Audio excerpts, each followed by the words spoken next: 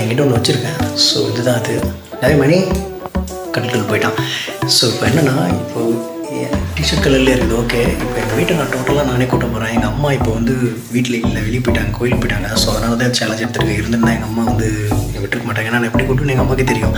So அதனால் இப்போது வீடு கூட்டுறது ஈஸியாக கஷ்டமா அப்படின்னு சொல்லி இந்த சேலஞ்ச் எடுத்து பார்க்க போகிறேன்.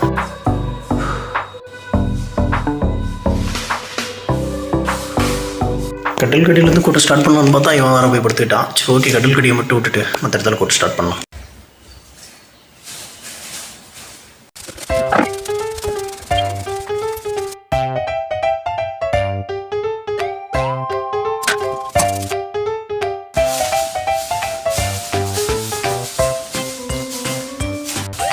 இப்போ போயிட்டு ஃபஸ்ட்டு கிச்சனை கூட்டிகிட்டு, ஸோ அதுக்கப்புறம் நம்ம இந்த ஹாலை கூட்டிக்கலாம். நம்ம தான் அங்கேருந்து குப்பையை தள்ளிட்டு வந்து இது பண்ண முடியும். என் நேரம் பார்த்து பாருங்க, சீமார் எப்படி இருக்குதுன்னு.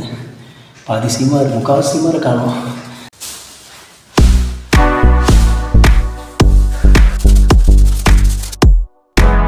கிச்சனையும் கூட்டிட்டேன்.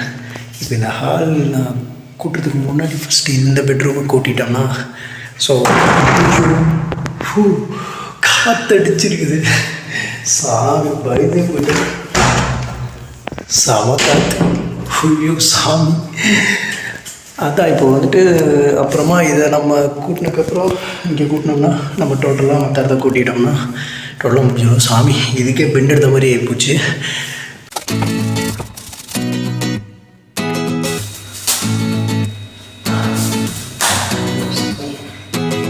சாமி கொஞ்சம் பிரேக் விட்டுட்டேன், ஏன்னா முடியல.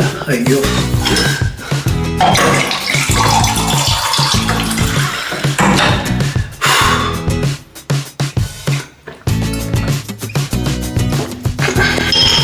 இப்போ இந்த ஹாலையும் இங்கேயும் மட்டும் கூட்டிகிட்டுனா டோட்டலாக முடிஞ்சது.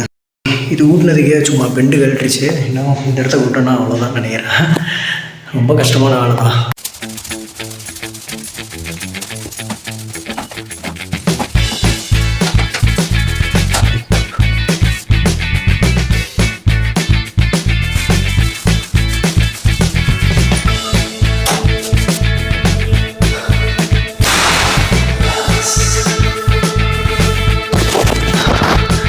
ஒரு வழியாக சேலஞ்சு கம்ப்ளீட் பண்ணிட்டேன்.